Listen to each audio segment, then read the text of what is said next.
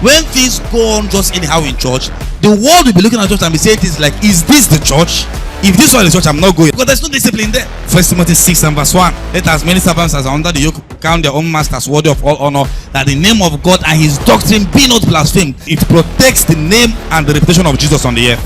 Discipline is a proof of love. Whom the Lord loveth, he chasteneth. So if I don't love you, I won't correct you.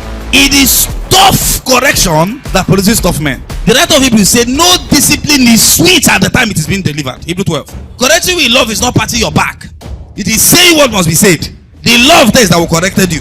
The first job of a leader is modeling. A leader endorses things by his actions or his inaction. When they correct you, you have to do everything necessary to make things right. You yield yourself to correction. Ephesians 5 verse 18.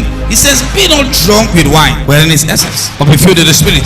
The people he's talking to were already speaking in tongues. They were believers, and yet he said, be filled with the Spirit. The same people that were filled with the Holy Ghost in Acts 2 were again filled with the Holy Ghost in Acts 4. And that tells you it's not a one-time event.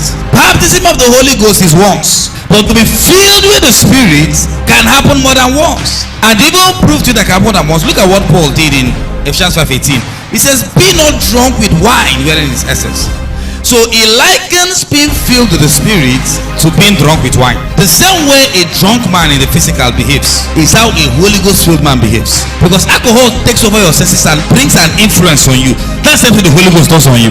What was the first thing they said on the day of Pentecost when they came in? They said they were drunk. When you get drunk today, you don't wake up tomorrow and you're still drunk. If you want to be drunk again, you have to drink again. You know, when you buy beer, they say drink responsibly. In the Holy Ghost, we drink irresponsibly.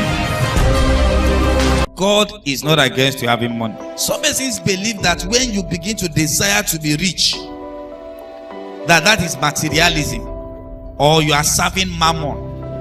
You are making people materialistic. Prosperity is not materialism. Serving mammon has nothing to do with having money. It has everything to do with placing money above God. I'm going to give you about 4 signs of materialism. When there is this unusual, unnecessary worry, not just for things, not just for money, rather for things generally. You see people that cannot sleep, and that already tells you that the rich can be materialistic, the poor can be materialistic. So when a man is ravaged by worry, when you allow worry take over you about the affairs of this life, you see people, they worry morning till night, they can't sleep, they can't rest. That's right there is succumbing to mammon. Covetousness is a major sign that you are materialistic.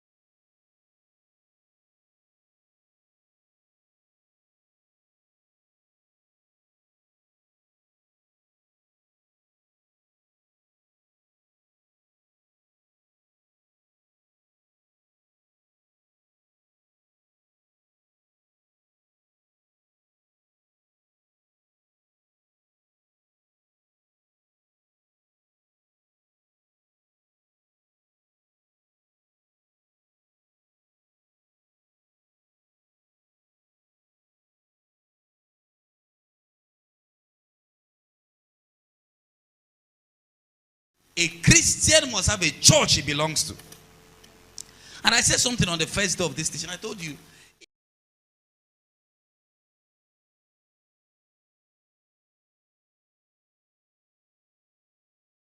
if the Lord has helped you to get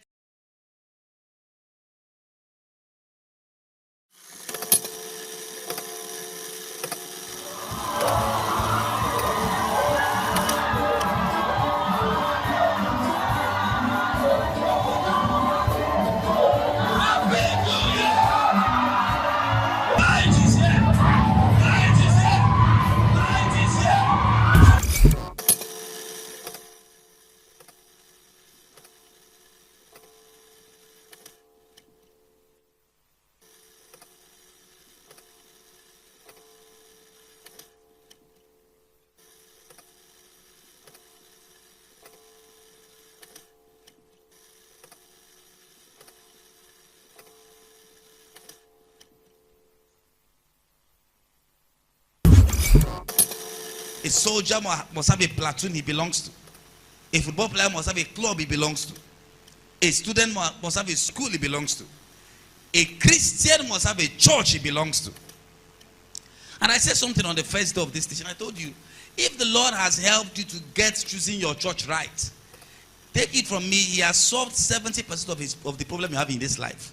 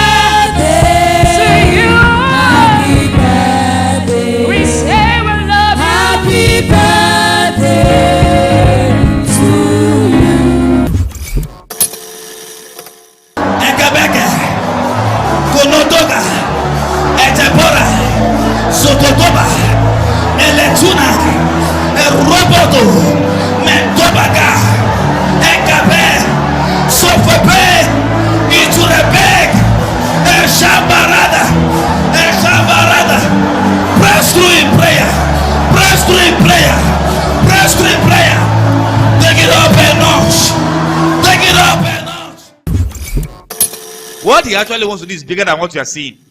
What you are seeing is just what your mind can carry now. He has bigger plans. That's why if you are working with God, anytime it looks like you've hit where he wants you to go, he begins to show you more things. I know what I'm talking about. The things you are even, this is my vision, this is my dream. Well, God has better plans. Just that for now, this is what your mind can carry. Build a prayer life every day. Every day. Every day. Have prayer friends. Have prayer friends. Have prayer friends. And I have this instruction specifically. I'm saying it again for some people that are still in school. Have prayer friends. That both of you just meet and you're praying not for anything. You're just praying. You're just pacing around. You're just praying. You're just pacing around. You're just praying. You're just pacing around.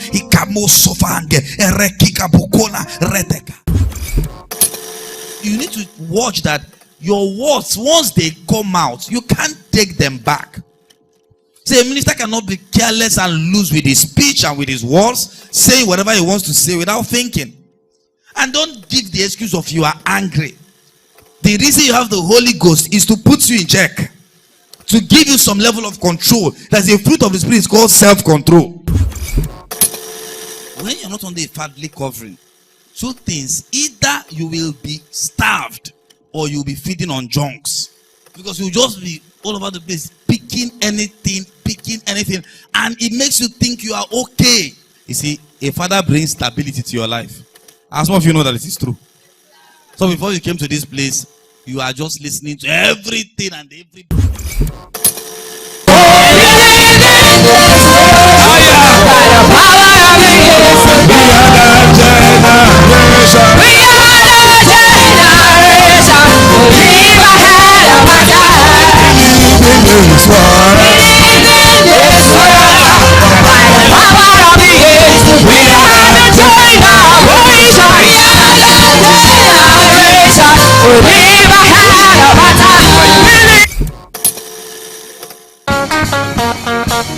Let's wave it to Jesus.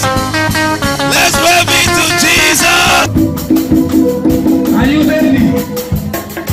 A sound was made in one nation, and it was heard in many nations. We call it Ethos. From Ethos to the ends of the earth. We are now 2024. A year that has been reverberations